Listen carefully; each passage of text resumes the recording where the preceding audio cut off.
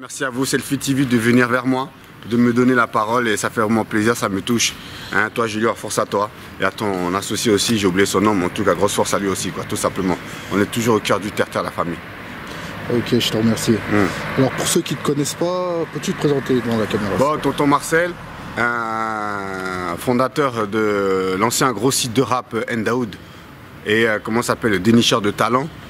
Et tout simplement aussi chroniqueur dans le média à la récré avec tous mes frères Black Dis, Honors, Grice, Juliette et Barberiche. Et voilà, on arrive lourd, sale propre, restez connectés la famille, voilà. Alors sur ton site, tu peux nous dire comment tu as préparé ça? Comment j'ai créé un peu Ndaoud? C'est ça, ouais. Oh là là, bon, comment on a créé Ndaoud tout simplement? C'était une petite idée qui m'est venue parce que je m'ennuyais chez moi. En revenant des États-Unis, 4 ans sur le territoire américain, je suis revenu. Donc je m'ennuyais en tant que cuisinier, je ne travaillais jamais les soirs, donc j'avais besoin de faire quelque chose le soir, au lieu de rester chez moi à rien faire.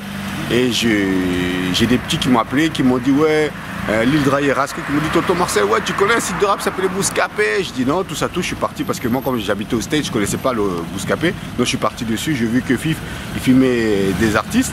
Et donc allez, j'ai décidé de faire pareil, sauf que moi ça avait pris plus d'ampleur parce que j'étais tout seul, je me déplaçais tout seul et voilà, j'étais au cœur du terre-terre. Bah Alors quand il y a eu l'histoire avec Rof et le grand frère Joe Dalton, toi t'es parti filmer le grand frère. Et c'est parti de là tout ce qu'on a entendu, tout ce qu'on a parlé, tout ça.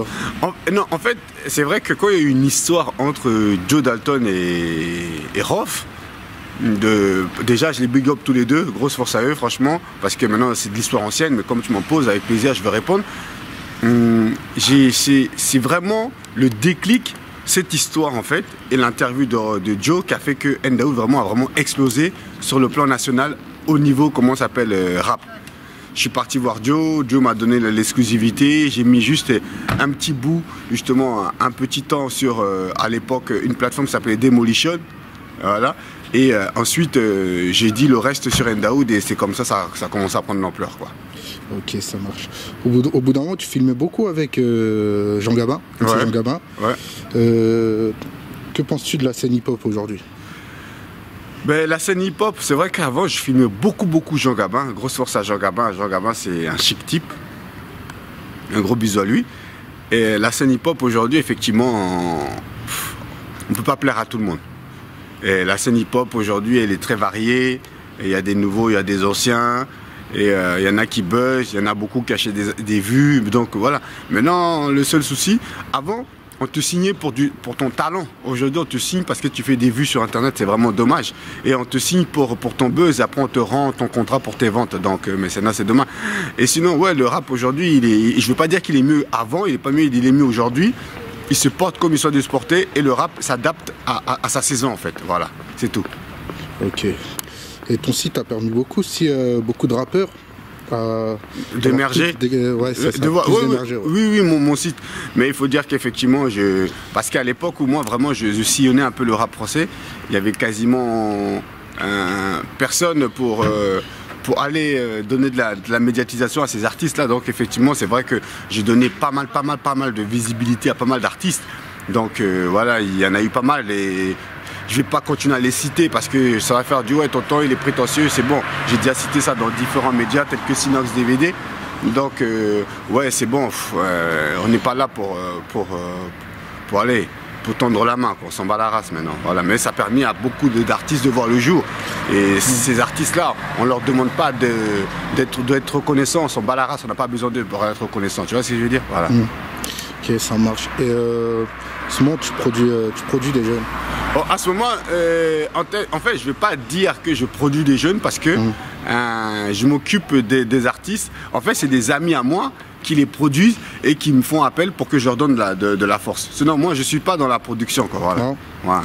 Ok, ça marche. Et au jour d'aujourd'hui, parce que tu as eu un site qui a été piraté. Ouais, Ndaoud, effectivement, ça a été piraté. Mais parce que je faisais tellement de bruit et tellement de mal à certaines personnes. Et ben, vous savez, quand un jeune noir, oui, il faut le préciser, quand un jeune noir essaie de s'en sortir et se débrouiller pour arriver par ses propres moyens, tu sais, on veut toujours lui mettre des bâtons dans les roues. Et on m'a mis beaucoup de bâtons dans les roues. Mais c'est pas grave. le plus important, c'est pas que je suis sous terre encore. Tu vois, c'est que je suis encore sur terre. Et tant que je suis sur terre, eh ben, je peux encore faire toujours quelque chose. Et là, après, je fais quelque chose sur Instagram, sur Facebook. J'ai ma chaîne YouTube, Tonton Marcel qui carbure. En moins de 6 mois déjà, 11 000 abonnés sur ma chaîne YouTube. Donc en fait, oui, les gens, ils attendent vraiment quelque chose de moi, vraiment. Et les gens m'attendent, quoi, tu vois. Mais je ne sais pas encore quoi leur donner. Mais dans très peu de temps, je vais leur donner quelque chose qu'ils veulent vraiment manger. Voilà. Quand on leur donne du mafé, ils sont contents. Quand on leur donne du poulet, ils sont contents. C'est ce que je veux leur donner. Voilà. Ok, ça marche. Et du coup, au jour d'aujourd'hui, vu que tu n'as plus de site, tu fais quoi Ben, comme je dis maintenant, effectivement, j'ai plus de site. Donc je suis devenu chroniqueur en fait. Je suis devenu chroniqueur pour ma chaîne YouTube, Tonton Marcel. Sur les réseaux sociaux aussi, Tonton Marcel. J'ai Instagram, j'ai Twitter, tout ça, ça carbure. J'ai Facebook, Tonton Marcel 80, ça carbure. Et je suis aussi chroniqueur pour comment ça s'appelle, une émission qui s'appelle La Récré, avec tous mes amis que j'ai cités auparavant au début de la vidéo. Donc oui, en fait, on ne dort pas. En même temps, je suis chef cuisinier, tout ça, j'ai mes enfants, donc je dors pas, quoi. Je suis vraiment en activité, quoi, tu vois. Et j'en reviens à Ndaoud. Les interviews à l'ancienne, tu les préparais ou ça Non, moi en fait non, j'ai jamais préparé aucune interview. Non. Aucune interview, je n'ai jamais préparé, j'ai jamais préparé une question quoi que ce soit. En fait c'était, voilà, je disais, c'est au cœur du terre-terre, je suis au cœur du terre-terre, je prends ma caméra, je vais rencontrer un artiste, boum, sur le coup je l'enchaîne, voilà, j'ai jamais préparé aucune question, voilà, et c'est pour ça, c'est ça qui était authentique avec moi, c'est que j'ai changé avec l'artiste comme si on se connaissait depuis des années, quoi, voilà. Ok, ça marche. Et en parlant des rappeurs que tu as filmés, tout ça, tu les côtoies encore ou... Non, il y en a quelques-uns que je côtoie, il y en a quelques-uns que j'appelle, il y en a quelques-uns qu'on se parle sur Instagram privé. Mais sinon, en fait, c'est vrai que j'ai plus trop le temps de côtoyer un rappeur. C'est-à-dire qu'avant, j'avais le temps parce que je ne travaillais pas les soirs en tant que cuisinier. Et là, maintenant, je suis passé chef cuisinier. Donc, je suis obligé de travailler le soir. Donc, maintenant, les soirs, je ne peux plus côtoyer les artistes comme je les côtoie auparavant. Est-ce que tu comprends ce que je veux dire? Je comprends. Et à mon âge, je ne vais pas continuer à marcher avec des rappeurs. Qu'est-ce qu'ils vont m'apporter, des rappeurs? Tu vois ce que je veux dire? J'ai d'autres choses. J'ai 3 enfants, j'ai des enfants à éduquer. Si, comment ça s'appelle, des rappeurs ont besoin de moi, je peux aller. Mais je ne vais pas aller traîner sur un banc assis, oui, Tonton Marcel, ça va bien. Non, j'ai plus l'âge, tu vois, je veux dire. Regarde, il y a la barbe blanche. Voilà. Et à un moment, si je continue à traîner, à être en bas, comment mes enfants vont me voir? Non, et non. On s'appelle, on se dit bonjour, on se voit sur les réseaux sociaux, mais sans plus, tu vois, ça sert à rien. Dans la vie, les choses, ils arrivent, ils partent. Tu vois, j'ai donné de la force à certains rappeurs, ils arrivent, ils ont été connus, ils vont disparaître, d'autres rappeurs vont arriver. Tu vois ce que je veux dire? Ils ne seront pas éternels. Donc, alors qu'un média, ça reste éternel. Tu vois ce que je veux dire? Pendant que eux, ils vont être amenés à disparaître, moi, la jeunesse continue toujours à me regarder. Tu sais, il y a un grand rappeur qui disait l'argent, c'est rien, mais le respect, c'est tout. Peu importe l'argent que tu as, tu ne seras jamais enterré avec tout cet argent que tu vas gagner. Mais tu seras enterré avec ton respect et ta dignité. Tu comprends ce que je veux dire? Et beaucoup de rappeurs n'ont pas de dignité, n'ont pas de respect. Hein? C'est pour ça que, comment ça s'appelle, c'est pour ça que le jour qu'ils ne sont plus au top, eh ben, tous les gens qu'ils avaient autour d'eux les fuient. Parce qu'au final, les gens qui les rapprochent maintenant, c'est parce qu'ils ont du buzz. C'est pour ça que les gens viennent vers eux maintenant. Alors que nous, on est partis vers eux parce qu'ils n'avaient pas de buzz. Parce que nous, on était des passionnés, on était des amoureux, on aimait le rap. Tu vois ce que je veux dire? Et ceux qui viennent maintenant vers eux, c'est parce qu'ils ont du buzz. Mais les gens qui n'auront pas du buzz, ils vont disparaître petit à petit. Tu vois ce que je veux dire? Alors que nous, les vrais, on sera toujours là. Moi, je suis un vrai. Moi, je suis un mec. Tant que tu ne me connais pas, tu seras le premier à me critiquer. Mais quand tu me connais et tu m'approches et tu vois ma pensée, tu te dis au final, Tonton Marcel, c'est un bon gars. Et très rares sont comme moi. C'est sûr. Que penses-tu de la différence entre le rap indé et le commercial? Mais le rap indé, le rap commercial, je vais te dire un truc clair et net, mon pote Julien, justement, pour la caméra Selfie TV, je vais te dire un truc. C'est quoi le rap commercial? Le rap commercial, c'est à partir du moment où tu vends. C'est ça un rap commercial. Tu peux être un indé. Mais tant qu'en indépendant, on met ton album dans les bacs, il commence à vendre, tu deviens commercial. Quand on dit commercial, c'est le commerce, ça veut dire gagner de l'argent avec. À partir du moment où tu gagnes de l'argent avec ton produit, c'est que tu deviens commercial. Maintenant, si tu veux rester en indépendant et dire que tu es underground, tu ne veux pas, comment ça s'appelle, être commercial, fais ton rap que pour toi et fais l'écouter à ta famille. Mais à partir du moment que tu rentres dans un business, c'est pour faire de l'argent, c'est pour devenir commercial. Voilà, c'est tout. Donc, j'ai pas grand-chose à dire dessus. Rap indé, rap commercial, c'est la même chose. Voilà. Et aujourd'hui, en plus, à un moment, en tant qu'indé, tu es obligé de devenir commercial si tu peux. Parce que je vois dans le sens, je veux dire, oui, les mecs underground, tac-tac, les mecs qui font des autotunes, tout ça, tout. Hey, à un moment, tu es obligé de t'adapter à la demande d'aujourd'hui, tu vois.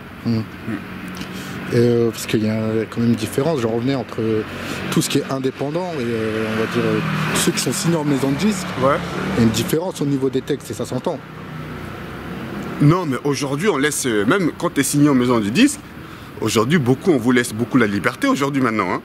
Ah oui, les maisons de disques, ils laissent beaucoup la liberté aux artistes Bien sûr que la maison de disques va te demander 4-5 musiques qui sont passables en radio pour que justement ils puissent vendre ton produit.